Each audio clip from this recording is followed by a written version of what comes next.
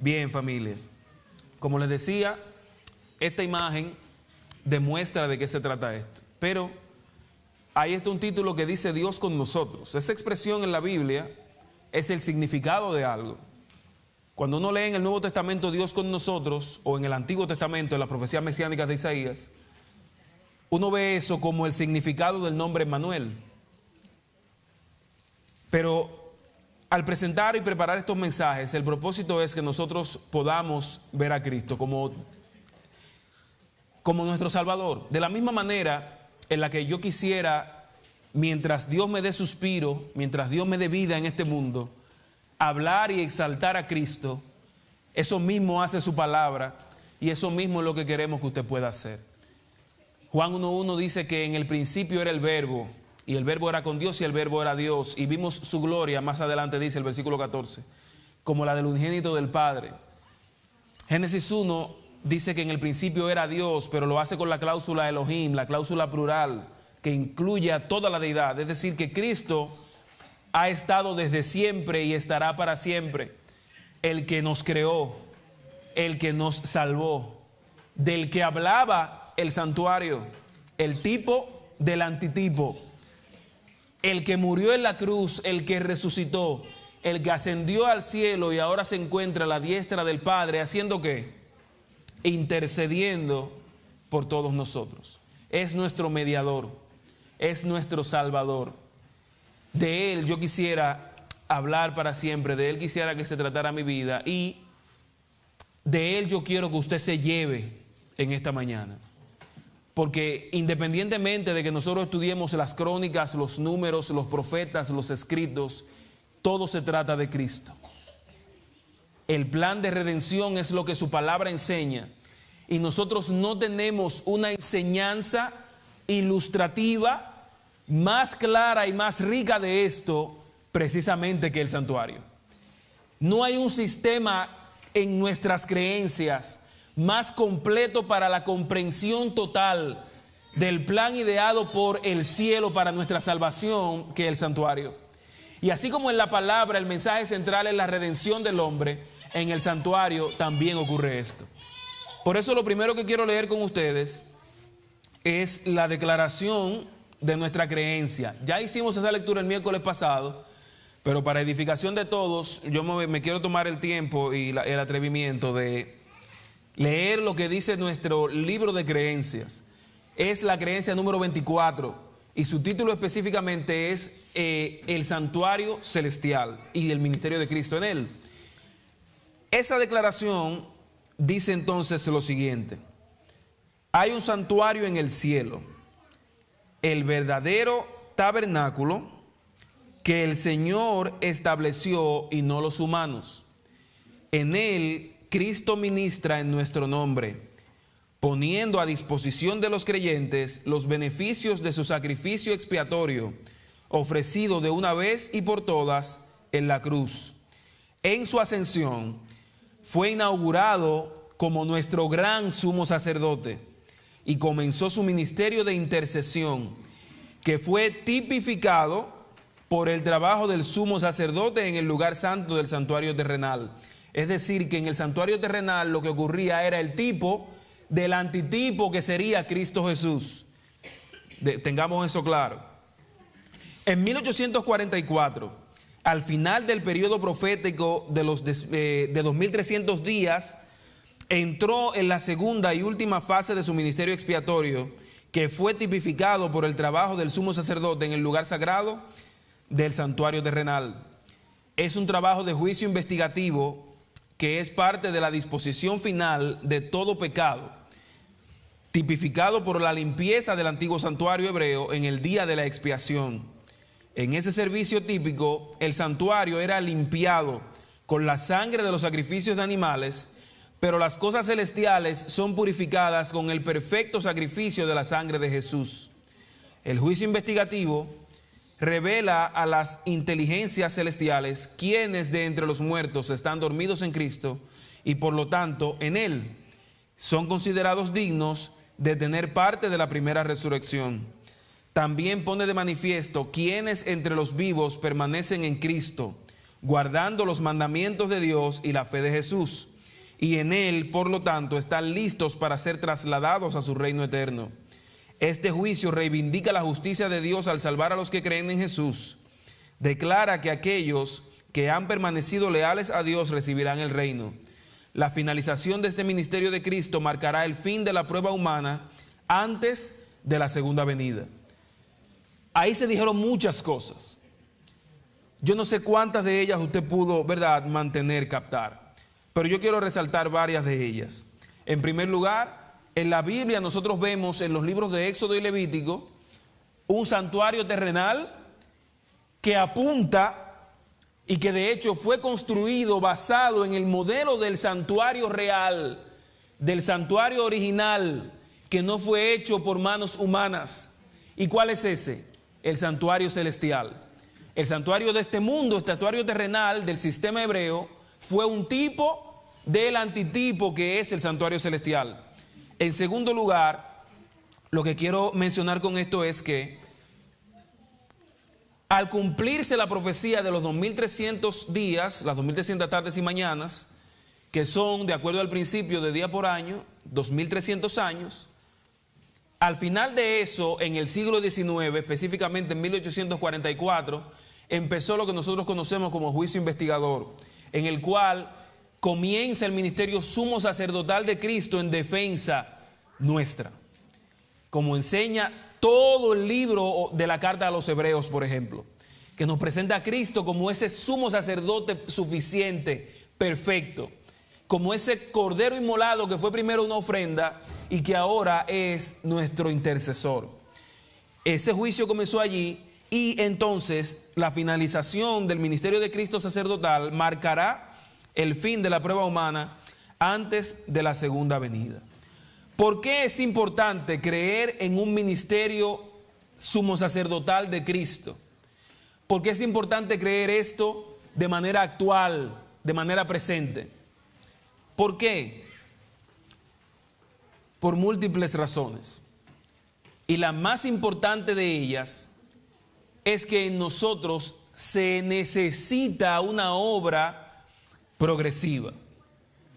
Es decir, nosotros, la mayoría de los que estamos aquí, aceptamos a Cristo. Pero lamentablemente, cuando nosotros somos bautizados y salimos del agua, lamentablemente no nos montamos en un ascensor directo al cielo. Lamentablemente seguimos en este mundo bajo o que vive bajo el pecado. Qué lindo sería, ¿verdad?, que con el bautismo llegara también el cielo. Que cuando usted sale del agua apareciera un carro como el que se llevó Elías. O que usted desapareciera como desapareció Enoc, que Dios lo traspasó. Pero no es lo que sucede. Y en ese momento nosotros recibimos salvación, pero seguimos necesitándola. Y por esa razón, porque todavía hasta este segundo usted necesita salvación, usted necesita santificación, necesita purificación, necesita la obra de Cristo que se complete. Por esa razón tenemos un sumo sacerdote, porque lo que falta no podemos hacerlo nosotros. Yo me he dado golpes en las manos, pero yo no tengo heridas que salvaran a nadie. El que lo hizo está haciendo lo que a nosotros nos falta para que podamos tener un lugar a su lado en la eternidad. Recibimos salvación en ese momento que le entregamos nuestra vida a Cristo, pero seguimos necesitando. Yo estaba buscando de qué manera podría ilustrar esto. Y revisando literatura, me llegó la idea de la siguiente ilustración con un hecho real. A principios del siglo XX, o en la primera mitad del siglo XX, se llevó a cabo el conflicto bélico más desastroso que ha habido en la humanidad, la Segunda Guerra Mundial, en la cual habían prácticamente dos grupos de países enfrentándose. Como ustedes saben, en el que estaba Estados Unidos es el que detona la famosa bomba atómica de Hiroshima en el 45. Y con eso prácticamente se acabó la guerra. Ya el otro sector en el que estaba Japón y los demás países que lo componían ya no pudieron seguir. Eso marcó el fin de esa guerra. Pero ¿qué sucede? Que después de eso hubo aproximadamente 12 años más de ocupación americana, Es decir, la bomba se detonó, pero también ellos entonces ocuparon militarmente el territorio de Hiroshima. ¿Y qué pasó? Que durante la guerra hubo gente que se escondió para salvar su vida, en cuevas, en catacumbas. ¿Qué pasó con esa gente? La bomba explota, se acabó la guerra, ellos están escondidos, pero cuando salen, ¿con qué se encuentran? Con los americanos que están ahí todavía esperándolos, con esa ocupación.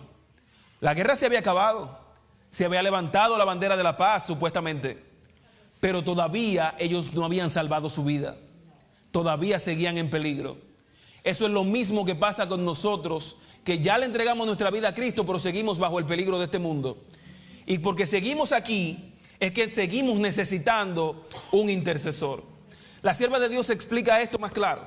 Y yo quiero la segunda lectura que voy a hacer, hacerla de varios escritos de Ellen G. White, específicamente del libro Conflicto de los Siglos y del libro del Evangelismo. La primera de ellas es la cita que compartimos este miércoles, la del Evangelismo, página 165. Allí nos dice la sierva de Dios: la correcta comprensión del ministerio del santuario celestial es el fundamento de nuestra fe. ¿Por qué? Por lo que más adelante nos explica el conflicto de los siglos. Allí dice lo siguiente: la intercesión de Cristo por el hombre en el santuario celestial es tan esencial para el plan de salvación como lo fue su muerte en la cruz. Esas son palabras categóricas. Ella dice que la intercesión de Cristo ahora es tan importante como lo fue su muerte en la cruz. Tremendo eso. Con su muerte dio principio a aquella obra para cuya conclusión ascendió al cielo después de su resurrección. Es decir, que con la cruz su obra comenzó, pero él ascendió a ser el sumo sacerdote para completarla. El santuario en el cielo es el centro mismo de la obra de Cristo en favor de los hombres. Concierne a toda alma que viene a la tierra. Nos revela el plan de la redención. Nos conduce hasta el fin mismo del tiempo, a nuestros tiempos, y anuncia el triunfo final de la lucha entre la justicia y el pecado. Es de la mayor importancia que todos investiguen estos asuntos. Es decir, que todos nosotros es importante que entendamos de qué se trata esto, porque es el fundamento de nuestra fe y es lo que nos figura el designio de Dios para la historia, el hecho de lo que Él está haciendo. Esa última cita es del libro El conflicto de los siglos. Y para yo no faltarle a la fidelidad en el mensaje, voy a buscar la cita que la tenía aquí, pero la perdí. Ok, es Conflicto de los Siglos, página 543. 543 del Conflicto de los Siglos. Usted puede allí corroborar esta cita que acabamos de leer. Pero que nos presenta en primer lugar que el ministerio sacerdotal de Cristo es equivalente o se podría equiparar a la misma crucifixión. Y yo me pregunto, ¿para usted es importante que Cristo muriera en la cruz por usted? Pues tan importante debe ser también el hecho de lo que Él está haciendo ahora, su verdad presente, su obra intercesora en el santuario celestial. Y ya viéndolo de una manera más práctica, lo que yo quiero que entendamos hoy es que eso está pasando y es importante para nosotros porque todavía hay mucho en lo que debemos ser justificados. Porque todavía hay mucho en lo que necesitamos ser santificados, en lo que debe desarrollarse esa perfección cristiana, ese proceso de perfeccionamiento. Esto es importante porque hay mucho en lo que necesitamos también ser perdonados. Y si nosotros no entendemos esa realidad, nos estaremos engañando a nosotros mismos. ¿O usted conoce a alguien que no necesite ya ser justificado por Dios? ¿O usted se considera que usted no necesita que Dios le perdone, que usted no necesita arrepentimiento? ¿O podría yo considerar que ya yo no necesito ser santificado más, que yo no necesito ya que mi carácter sea más trabajado por Dios? Sería nefasto que yo me haga ese daño, que yo me engañe de esa manera. Yo sigo necesitando que Dios me santifique. sigo necesitando que Él me justifique. Sigo necesitando que Él me perdone.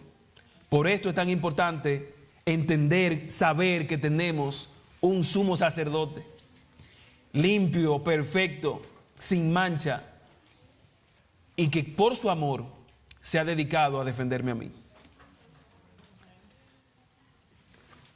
Entendiendo un poquito más el texto que tuvimos como lectura bíblica de Daniel 8:14, en el que se habla de la purificación del santuario posterior a los 2300 días, necesitamos entender algo que para nuestros pioneros inclusive quedó claro. Hubo muchas diferencias en cuanto a cómo esto se interpretaba, pero una de las cosas en las que más hubo consenso fue en el hecho de que aquí debía aplicarse el principio que enseña el libro de Números capítulo 14 y Ezequiel capítulo 4 de día por año, y que el santuario que debía ser purificado no podía ser el santuario terrenal, porque ni siquiera dentro de 2300 días de 24 horas se podría estar refiriendo a esto. Ya esto había pasado, ya Cristo había muerto y resucitado, ya no era necesario el tabernáculo de Israel. Así que ¿cómo sería purificado un tabernáculo que no sería necesario, que no existía ya? Era imposible. Por eso, entre inclusive los que luego tuvieron diferencias, al principio fue un total acuerdo en que esta profecía debía referirse a otra cosa, no al santuario terrenal. ¿Y a qué se podría estar refiriendo? A lo que nos dice Éxodo 25, versículos 8 y 9. Éxodo 25, versículos 8 y 9, y más adelante ese mismo capítulo, el versículo 40 también, presenta esa realidad. Cuando Moisés recibe el mensaje de Dios para que el santuario sea construido, después de que se le pide las ofrendas que debían ser traídas por la gente, entonces llega este mensaje: me erigirán un Kodés, un santuario, y habitaré en medio de ellos, conforme a todo, dice el Señor, lo que yo te muestre, conforme a todo a lo que yo te muestre, así haréis el diseño del tabernáculo y el diseño de todos sus utensilios. ¿Cuántos están conmigo en esta mañana? Estamos aquí, ¿verdad? Miren eso. Lo harás conforme a lo que yo te mostraré. ¿Y qué sería lo que le mostraría Dios a Moisés? El verdadero santuario, el celestial. Lo mismo vemos en el versículo 40 de ese mismo capítulo. Mira y hazlos conforme al modelo que te ha sido mostrado en el monte. En el monte no fue que Moisés vio la gloria de Dios. El diseño del santuario terrenal, él lo recibió como una revelación de Dios.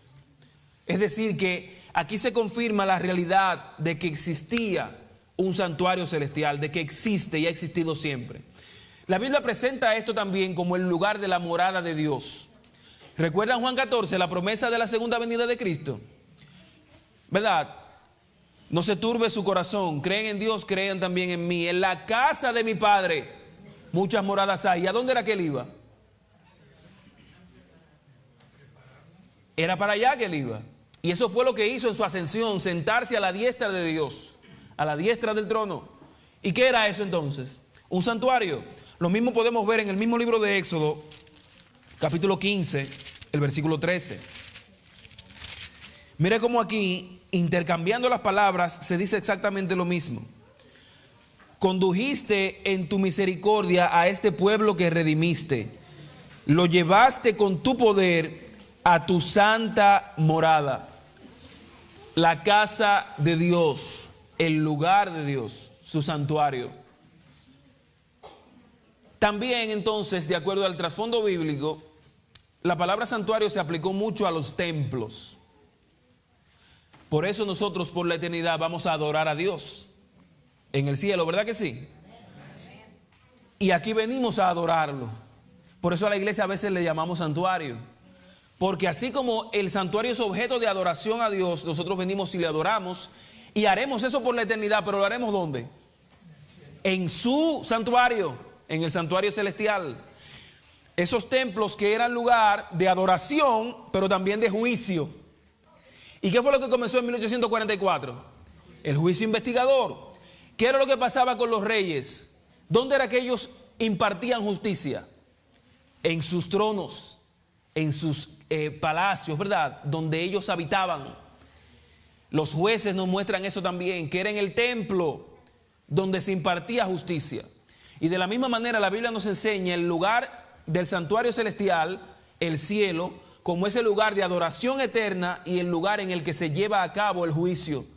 En este momento en el cual Cristo intercede por ti y por mí. Entonces, todo esto nosotros lo estamos viendo y luego de estudiar y leer y de ver todo lo que la iglesia ha producido de literatura sobre este tema, pues podemos entenderlo mejor. Pero nosotros tenemos muchas cosas que, por ejemplo, los cristianos del siglo XIX no tuvieron. Y que entonces nos pueden ayudar a entender bien cómo se dieron las cosas en nuestros pioneros adventistas. Por ejemplo, antes de que Miller se levantara, Guillermo Miller se levantara como estudioso de la Biblia y posteriormente como un predicador, antes de eso, en el cristianismo había dos interpretaciones más populares de la purificación del santuario, de lo que dice Daniel 8:14. Muchos lo entendieron de una manera errada, de una manera negativa. ¿Y cuál era esa forma negativa? Que era entonces el fin de la apostasía papal, que la purificación del santuario debía ser entonces el fin del islamismo y el fin de todos los sistemas que se opondrían al cristianismo en el tiempo del fin. En religiones existe eso. Está el cristianismo, están los musulmanes, ese es el islam, está el budismo, está el deísmo y muchas otras expresiones religiosas. Muchos entendieron que todas esas expresiones opuestas al cristianismo serían eliminadas en el tiempo del fin y que esa sería la purificación del santuario. Así se interpretó de manera negativa antes de que se levantara Guillermo Miller. En una interpretación un poquito más equilibrada, que es la positiva, se entendió entonces que la purificación del santuario sería la restauración de los judíos como pueblo. Muchos entendieron también que sería entonces que la iglesia cristiana recuperara la verdadera adoración de Jerusalén. Que muchos entonces volvieran a la doctrina pura. También se creyó que la purificación del santuario, sería la segunda venida de Cristo o el inicio del milenio. De aquí es que los pioneros adventistas tienen más influencia, de ese punto de vista positivo. Por eso por un tiempo muchos de ellos pensaron que la purificación del santuario sería la segunda venida de Cristo. Así se produjo el gran chasco, porque entendieron que este mundo era el santuario al que se refería Daniel 8:14. ¿Por qué lo entendieron? Se equivocaron. ¿Por qué lo entendieron? Porque era la forma más común de pensar en ese momento. Por la misma razón que ellos, a pesar de que la Biblia dice que el día y la hora nadie lo saben de la venida de Cristo, se atrevieron a ponerle fecha. Esa es una pregunta que le ha surgido a mucha gente. ¿Cómo es que si la Biblia dice eso tan claro, ellos se atrevieron a ponerle fecha? Ellos simplemente viendo la profecía, viendo Daniel 9, donde se habla de las 70 semanas, viendo Daniel 8, donde se habla de la purificación del santuario, ellos dijeron, bueno, pero es que si las 70 semanas nos llevan al 457, que es el tercer decreto de restauración de Israel por Artajerjes, si ahí va a comenzar, entonces nosotros podemos ponerle fecha también a la venida de Cristo. Si pudimos ponerle fecha al inicio de las 2300 tardes y mañanas, podremos ponerle fecha también a la venida de Cristo. Ese fue su error, al cual ellos entendieron y llegaron a una conclusión más correcta después del chasco. Posterior a Miller, entonces, esto cambió, porque ellos comenzaron de inmediato a entender el asunto con el principio día por año, y después de que entendieron que se trataba de la purificación del santuario como segunda venida de Cristo, se dieron cuenta de que esto apuntaba hacia el tiempo del fin. Y esta fue la experiencia que tuvo Hiram Edson, que hace unos años yo tuve la oportunidad de estar ahí. Eso lo recrearon, el maizal donde él tuvo la visión, porque donde fue realmente, ellos tienen ahora un museo. Y entonces tienen un sembradío de maíz al frente, en el que recrearon el lugar en el que Edson tuvo la visión, en el que se le aclaró que lo que Miller había predicado estaba bien, pero que se habían confundido en cuanto a lo que ocurriría. Y cuando llegaron a la conclusión de que el santuario celestial no era este mundo, sino que era el santuario celestial, el cielo, y que este asunto se estaba refiriendo al tiempo del fin. Esto solamente no se refería al tiempo del fin, sino que se estaba basando en otro aspecto fundamental de las Escrituras, que es el día de expiación. Esa purificación del santuario era un antitipo de lo que tipificaba el Yom Kippur, el día de expiación. Que eso lo vamos a ver más adelante, pero antes de eso yo quiero estar seguro de que puedo continuar. ¿Verdad? Sí, podemos seguir. Necesitamos escribir todo esto para que lo leamos después. Perdónenme que a mí a veces lo caribeño me traiciona. Los caribeños hablamos muy rápido a veces. Les pido que me perdonen por eso.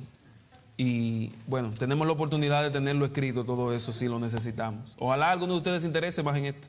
Perdón. Yo quiero que usted vea conmigo la purificación del santuario con el día de la expiación. Mire qué hermosura nos presenta allí la palabra. La purificación del santuario implica tres cosas de la misma manera como el día de expiación en Levítico 16 implicaba tres cosas. Seguramente usted ha estudiado eso antes. Levítico 16 es un capítulo muy extenso, pero que habla todo del día de expiación. Pero vamos a resumirlo. Ese día, todos los pecados por los cuales el pueblo había llevado un sacrificio para recibir perdón, eran expiados, eran perdonados. Toda esa sangre que había caído en el velo que dividía el lugar santo del lugar santísimo, era sacada. Y en ese momento entonces el pueblo recibía perdón por sus pecados. De la misma manera que con la purificación del santuario tú y yo tenemos perdón. Porque ¿para qué es que está Cristo en el santuario celestial ahora? ¿Para qué Él es nuestro sumo sacerdote? Para que tú y yo por su sacrificio podamos tener perdón por nuestros pecados. En Levítico 16, en el día de expiación, el pecador recibía perdón. Y ahora nosotros por el ministerio de Cristo en el santuario celestial también recibimos perdón. En el día de expiación de Levítico 16 también se presenta el destierro de Azazel. Se habla de dos machos cabríos. Uno se sacrificaba para Dios y el otro para Azazel.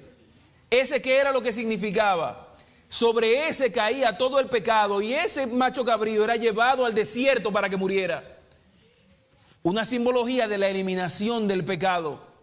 Ese macho cabrío era desolado hasta que moría. Y también con el juicio investigador comienza también entonces un periodo que enseña Apocalipsis capítulo 19 en el que Satanás quedará también desolado. ¿Cuál es ese? El milenio. ¿Ven el paralelo? Como el día de expiación nos señalaba que en algún momento también el mal llegará a su fin.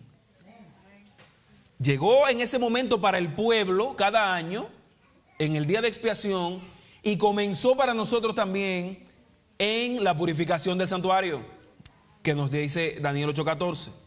En tercer lugar, el santuario era limpiado en el día de la expiación. Y véalo conmigo de una manera más práctica ahora. Porque seguramente muchos de ustedes cambiaron pañales como yo cambio pañales en la actualidad. Y eso, mis hermanos, tiene que salir de la casa lo antes posible. En el invierno, ahora en el frío, en el verano, eso hay que salir a sacarlo. Y en la casa yo tengo que tener un abrigo siempre ready para salir a sacar la basura cuando eso pasa. Imagínense un velo, la gente echándole sangre el año entero. Todos los días, varias veces. Sangre. Nosotros no siempre tenemos la oportunidad de oler eso, pero no es nada agradable. De hecho, había un altar de incienso como ese que tenemos ahí tipificado, precisamente porque el olor del incienso ayudaba un poquito con lo que pasaba con esa sangre. En el día de expiación, eso se limpiaba, eso era eliminado.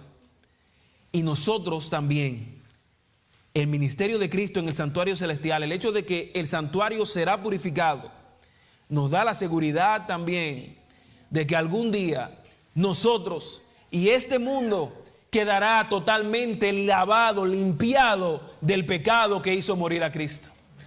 Algún día, mis hermanos, pronto ya, cada vez más pronto, terminará este problema del pecado. Terminará la vergüenza, la desnudez, la suciedad que pone en nosotros el pecado. Eso nos lo enseña la purificación del santuario como el antitipo del día de expiación que Levítico 16 presenta. Y por eso, mis hermanos, porque yo sé que ustedes todos están seguros de que Cristo es nuestro sumo sacerdote. Yo sé que usted no tiene duda de que Cristo es su mediador, es su intercesor. Yo sé que usted tiene eso claro. Pero ¿cómo entonces lo aterrizamos un poquito más? Daniel 8:14 de nuevo. Yo quiero que veamos las aplicaciones finales del mensaje de hoy. No hemos visto prácticamente nada del santuario. Hoy estamos hablando solamente de la realidad del santuario celestial y del ministerio de Cristo en él. Para eso tendremos más días, para ver todos los elementos y tomar los mensajes que nos dan. Pero en Daniel, donde está la profecía de las 2300 tardes y mañanas,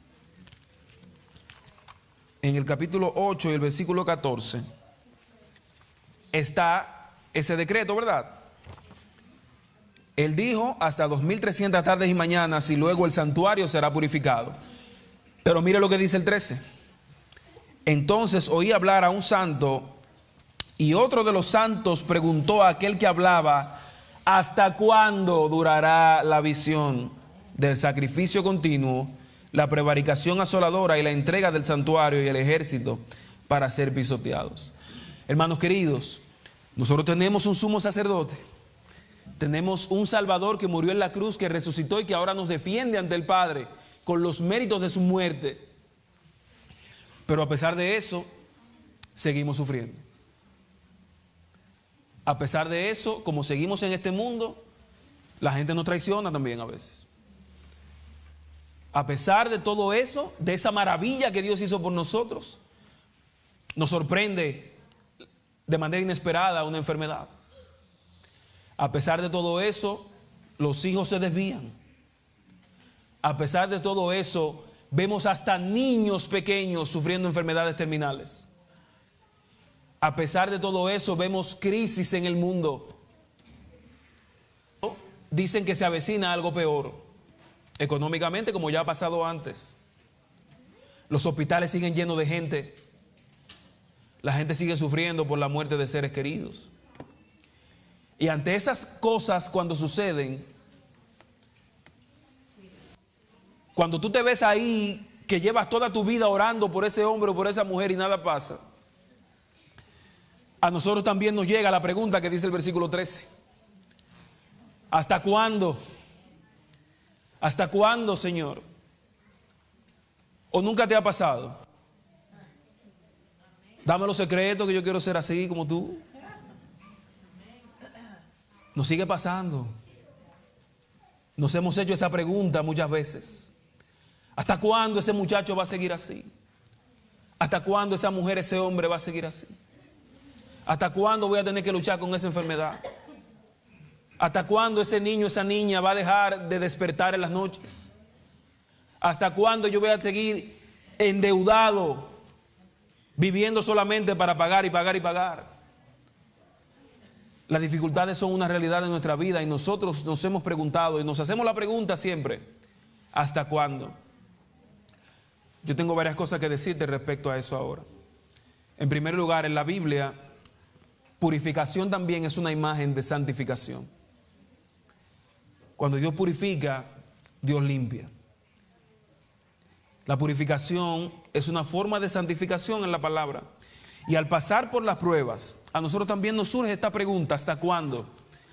Pero para todas esas pruebas, ante todas esas dificultades, ante todas esas preocupaciones, para todas ellas nosotros tenemos un sumo sacerdote.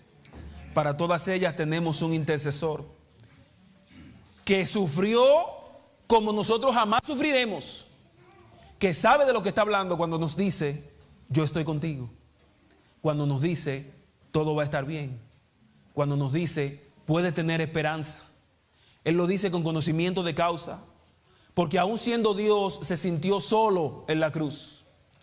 Él sabe de sufrimiento, Él sabe lo que tú estás pasando y Él no es indiferente a eso, porque lo que Él está haciendo en el cielo lo está haciendo por ti. Él está defendiéndote allí a ti, está intercediendo allí por ti. Y en Él, todo eso que nosotros experimentamos en este mundo tiene propósito. En Primera de Pedro se presenta la imagen del oro purificando. ¿Y qué es lo que pasa con el proceso de purificación de oro? Que al ser sometido al fuego, las escorias son eliminadas. En todo lo que nosotros pasamos, tú tienes un mediador, un intercesor que está quitando de tu vida lo que no necesitas, que te está limpiando, que te está perfeccionando. Eso pasa a través de las pruebas, pero tú tienes una buena noticia, que en esas pruebas tú no estás solo. Tú tienes un intercesor, tienes un defensor que llegó a lo último incluso a dar su vida por ti, y que así como dio su vida por ti, ahora quiere salvarte. Por eso intercede por ti. Por eso es que, ¿verdad? Es una maravilla tener un intercesor, y ese es Cristo Jesús.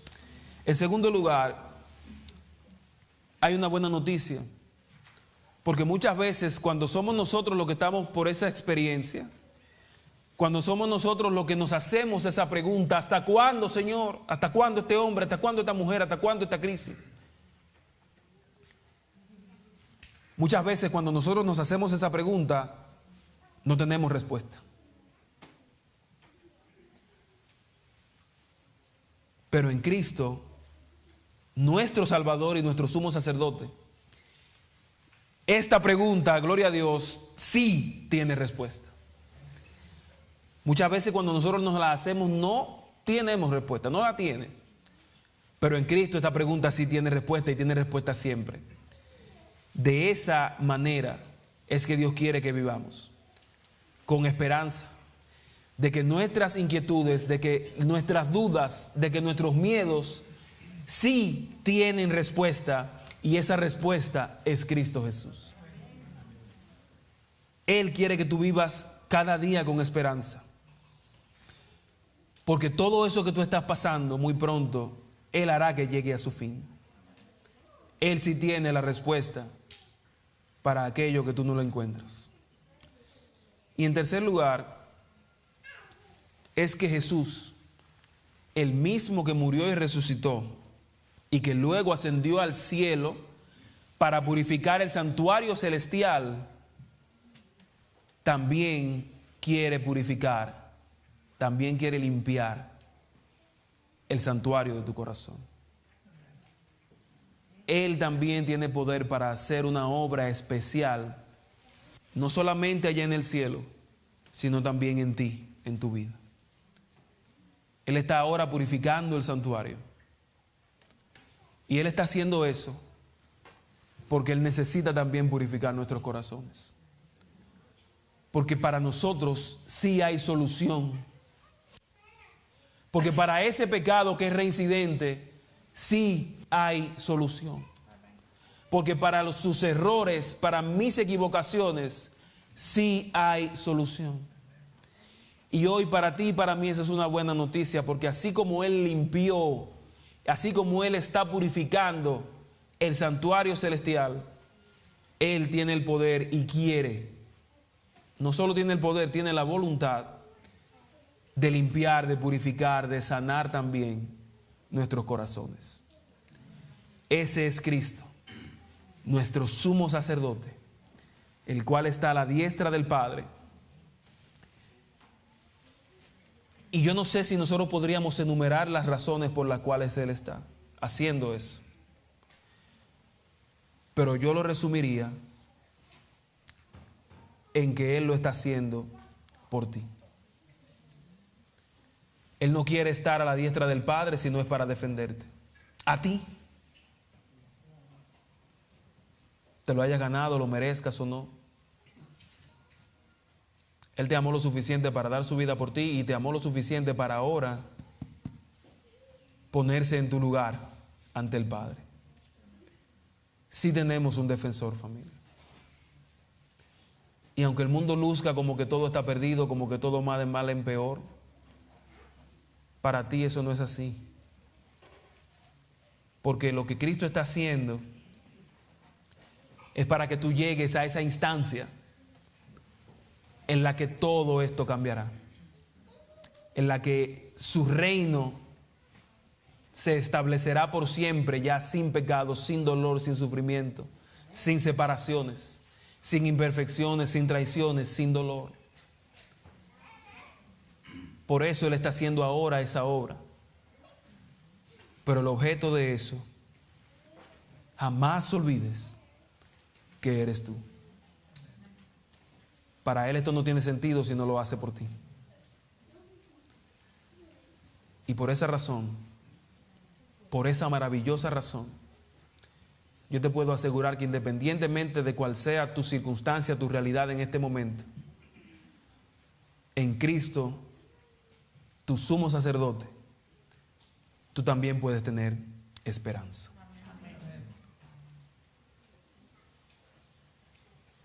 ¿Te gustaría unirte a mí en esta oración para pedirle a Cristo que sea tu esperanza? Si es así, levántate y ora conmigo.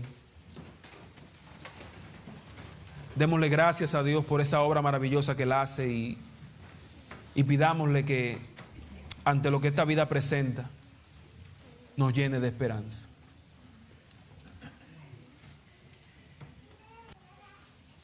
Eterno Dios, maravilloso Padre, a ti sea la honra y la gloria por siempre. Padre, nos levantamos con gratitud porque abogado tenemos en Cristo Jesús. Gracias, Padre, porque Él se ha parado en la brecha y está haciendo lo que nadie jamás estaría dispuesto a hacer por nosotros. Gracias porque aunque el mundo presenta dificultad, aunque el mundo presenta tribulación, aunque el mundo presenta luchas, aunque hay dolor y hay sufrimiento, gracias porque a pesar de todo eso, nosotros podemos tener esperanza de un destino mejor. Podemos vivir de una manera distinta. Porque en ti, Padre, tiene sentido todas las cosas que no entendemos. Porque contigo, Señor, esa pregunta ¿hasta cuándo? Sí tiene respuesta. Gracias, Padre, porque tú eres la respuesta. Gracias, Padre, porque el Espíritu Santo es la respuesta. Gracias, Señor, porque Cristo es la respuesta para todas nuestras necesidades. Ayúdanos a entender que para esas necesidades espirituales, para esas necesidades materiales, para esas circunstancias que llegan, hay una sola respuesta y esa respuesta eres tú. Gracias, Señor, porque tenemos un sumo sacerdote en los cielos. Ayúdanos a amarlo, a obedecerlo, a serle fiel y a recibir ese perdón que Él nos da. Padre, que tu compañía, tu presencia jamás nos falte. Y que como lo dice tu palabra,